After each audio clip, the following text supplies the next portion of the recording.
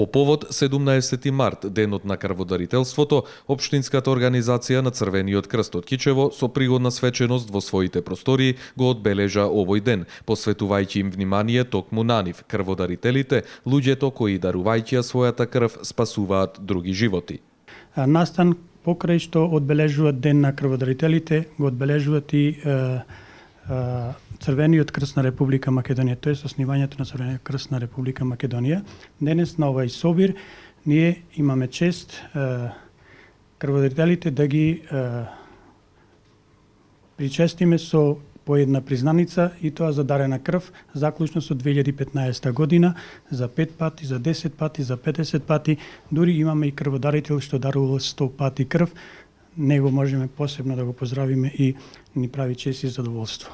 За прв пат признание се додели и на крводарител кој има дарувано крв 100 пати во период од 25 години.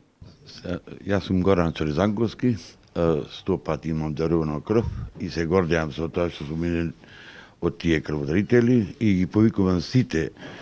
што се од Кичево за што помасовно дарување на крв, затоа што стварно тоа е хумана акција и што може да се спаси некои животи.